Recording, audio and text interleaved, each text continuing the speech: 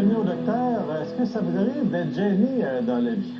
Puis vous? Oui, un peu comme tout le monde, mais s'il y a bien quelque part où on ne doit pas être gêné, c'est bien dans le domaine de la santé. Oui, parce que si vous êtes gêné de poser vos questions, pour ce qui concerne votre santé, on ne pourra pas vous aider. Mais si vous êtes vraiment trop gêné, bien, il y a notre émission, puis vous pouvez nous poser vos questions par courriel en discrétion assurée. Aujourd'hui, vous l'avez deviné, c'est le thème, c'est les questions gênantes. Puis comme on avait beaucoup de questions et que ceux qui les posent, des fois, sont gênés de poser des questions gênantes à la télé, on a demandé l'aide de notre collaborateur, Marc Fournier. Marc, est-ce que tu es prêt? Oh, que je suis prêt. Pas trop gêné? Pas gêné du tout, voyons. Pas gênant non plus, je pense. Moi? Il n'y en a pas de problème. Et justement, pour pas gêner les personnes qui nous ont envoyé des questions, on a décidé de conserver seulement leur prénom et on a omis de nommer la ville d'où ils venaient. Bien, Marc, c'est une excellente stratégie. On va y aller avec la première question, si tu veux. D'accord, la première question nous vient de Geneviève. Bonjour les docteurs. Quand je tousse ou éternue, il m'arrive d'avoir des pertes d'urine. Que puis-je faire pour arrêter cette situation gênante? Ben, merci, Marc. Pour bien comprendre Thierry et Geneviève, on a fait appel à un neurologue du Sud, le docteur Luc Valiquette. Bonjour, Luc. Donc,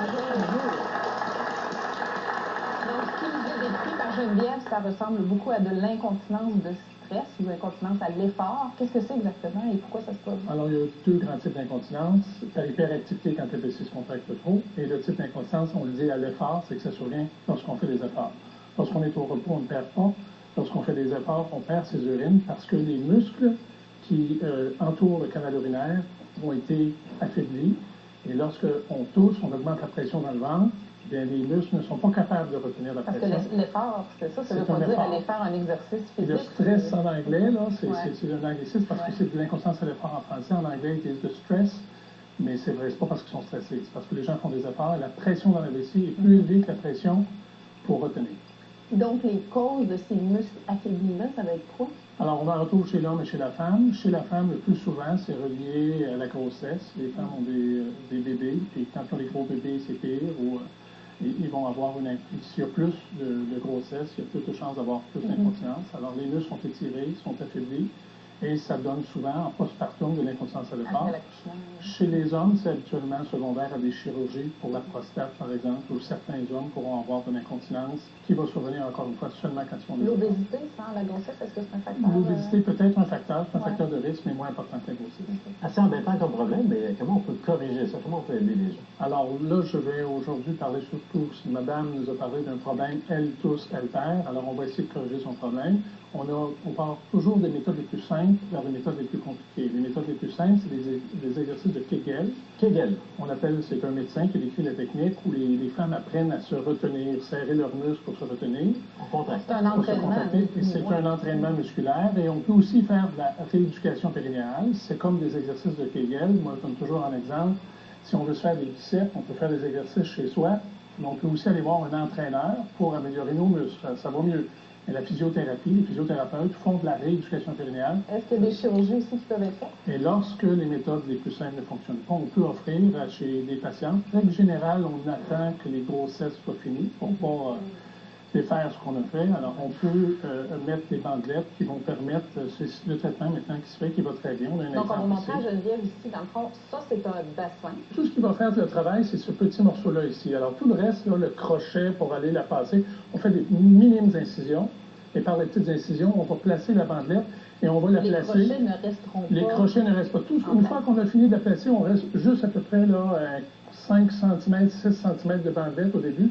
Et c'est ça qui va créer comme un hamac en dessous du canal urinaire. Nos crochets là, servent à aller la placer d'un côté puis de l'autre. Et puis on tire de chaque côté. Puis une fois qu'on a fait la chirurgie, la bandelette est juste sous le canal urinaire. Dans le fond. Alors c'est des bandelettes qu'on appelle sous-urétrales. Ça crée comme un hamac qui aide à faire une certaine résistance. On a un petit on modèle. regarde ici, parce que dans le fond, il est là le problème. Il est au pourtour du petit tuyau ici, qui Exactement. est l'urètre, qui amène l'urine de la vessie vers l'extérieur, et on a une bandelette en place ici. C'est ça. Alors, on a la vessie, on a le canal urinaire, et cette bandelette-là a été placée.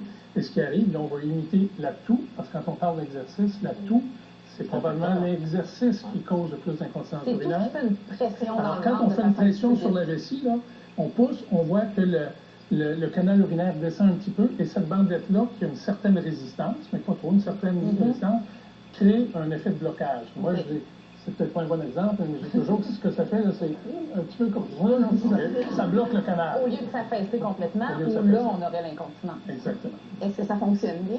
Ça fonctionne très bien. Les résultats, ça ne marche pas à 100%. Les résultats varient entre 85 et 90%. Et les études ont montré qu'à long terme, même après 5 ans, 10 ans, les résultats se maintiennent dans la plupart des cas. Et comme on le disait, c'est après les grossesses pour les femmes. Pour les hommes, c'est dès que le problème Ben, apparaît. chez les hommes, c'est un petit peu et que la différent. rééducation fonctionne pas. Oui, c'est surtout la rééducation. Les hommes, on vous réinviterait pour parler de ça. D'accord, bonne idée. Merci beaucoup, Luc. Merci. Merci. Marc, maintenant, je crois que la prochaine question nous vient d'une maman qui s'inquiète pour son ado. Oui, il s'agit de Sandrine qui nous écrit. OK, vas-y. Bonjour les docteurs. Mon fils de 14 ans a des seins et il en est très complexé. Son médecin dit qu'ils vont disparaître vers l'âge de 17 ans. Est-ce qu'il est trop jeune pour se faire opérer? Merci, Marc. On va essayer d'aider Sandrine parce que, en tout cas, pour un adolescent, c'est un problème qui est très embêtant. Ça. Oui, c'est À très l'école, là. embêtant, c'est très gênant, mais ce qu'il faut qu'il sache, c'est qu'il y a probablement beaucoup de ses petits amis qui ont exactement la même chose parce que c'est très courant. Très cool. Un adolescent qui développe vraiment carrément des glandes mammaires au moment de la puberté parce que on pense que c'est hormonal en fait. Pourquoi c'est fréquent dans ton bureau, cette C'est question-là? tout à fait fréquent. D'ailleurs, on peut même voir une photo. Ici, on va voir vraiment un adolescent qui a ce qu'on appelle la gynécomastie, donc vraiment un développement de la glande mammaire des deux côtés. Mais ce qui est encore plus fréquent, c'est que ça se développe d'un côté seulement. Alors, c'est encore plus visible, ce qui rend... La symétrie, dans le fond, là, on la voit exactement très bien, ça. Alors, des fois, ce qu'on voit, là, c'est qu'on le voit tout d'un coup, notre adolescent ne plus enlever son T-shirt sur le bord de la piscine. Il est très gêné de ça. Et C'est un comportement comme un peu d'isolement, d'évitement. Oui, exactement. Ça arrive d'habitude aux alentours de, justement, 14 ans, dans ces âges-là. Et c'est vraiment au moment où les hormones sont en pleine lancée. Et en général, ça se résorbe au bout d'un an. Donc, ça Un an, c'est vient... quand même assez rapide. Oui, c'est quand même assez rapide. C'est pour ça que si ça perdure au-delà d'un an, et surtout si l'adolescent est très gêné de ça, ça le complexe énormément, ça vaut la peine de consulter. La raison principale pour laquelle on va aller vraiment vers une chirurgie, c'est si son estime de lui est affectée, puis ça l'empêche de Chirurgie, on va enlever le tissu mammaire. on enlève le tissu mammaire, tout simplement. C'est vraiment une chirurgie esthétique. Là. Il n'y a aucun dommage au niveau du muscle ou quoi que ce soit. Suite à ça, il n'y a aucune conséquence.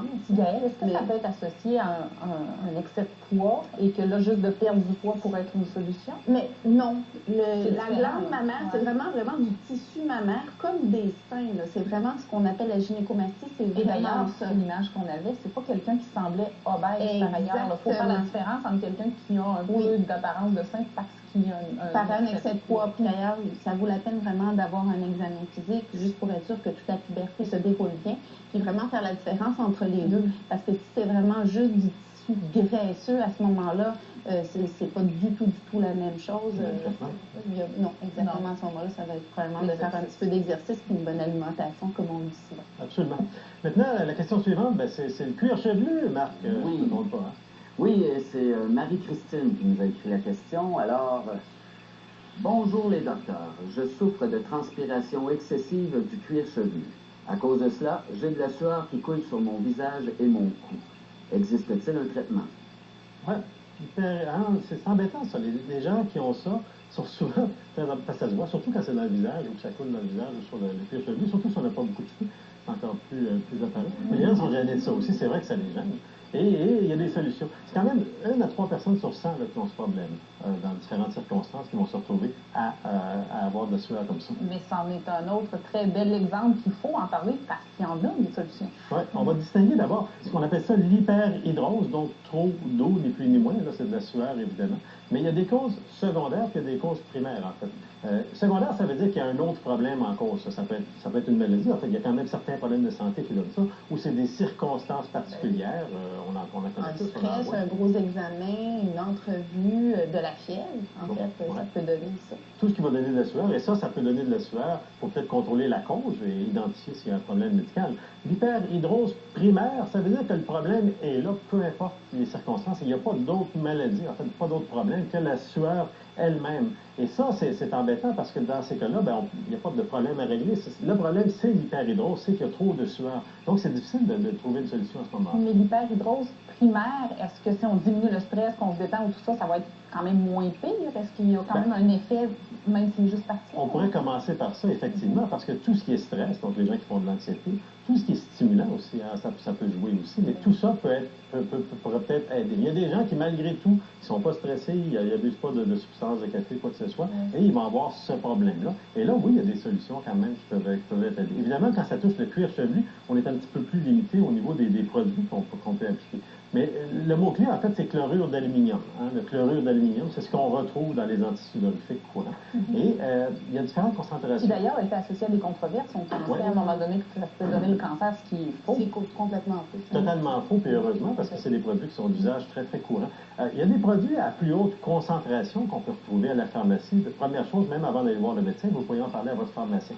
Il y a des crèmes, il y a différents enduits qu'on pourrait mettre qui contiennent plus de ce chlorure d'aluminium-là qui aide, lui, à diminuer. Donc, ça peut aller jusqu'à une concentration de 20 dans certains produits. Et ça vaut la peine d'essayer ça. Est-ce que ça va être possible que ça fonctionne ou non? Bien là, c'est à voir. Il y a d'autres traitements aussi. Hein? Le Botox utilisé en chirurgie esthétique a un effet sur les glandes qui vont sécréter dans le fond de la sueur. Et ça semble assez efficace. Pour les cas vraiment où les gens sont extrêmement embêtés, ne peuvent plus fonctionner, on peut faire injecter le Botox et à ce moment-là, ça a une efficacité assez rapide. On parle de... Pour quelques mois. Oui, pour quelques mois, 8 à 12 mois, en fait, assez longtemps. Donc, ça peut être efficace, ça peut durer assez longtemps. Et ça peut être un traitement, si on veut, de dernier recours si les différents enduits ou les crèmes n'ont pas fonctionné. Et Alain, ce qu'il faut comprendre, c'est que la sueur, c'est un mécanisme tout à fait normal qui nous permet de régler notre température corporelle. Mais pour quelqu'un qui a une sueur excessive, d'appliquer ces techniques-là à certains endroits, ça n'empêchera pas d'atteindre une bonne température corporelle, par exemple, si on fait de l'exercice et tout ça. Donc, il ne faut pas avoir peur de les utiliser.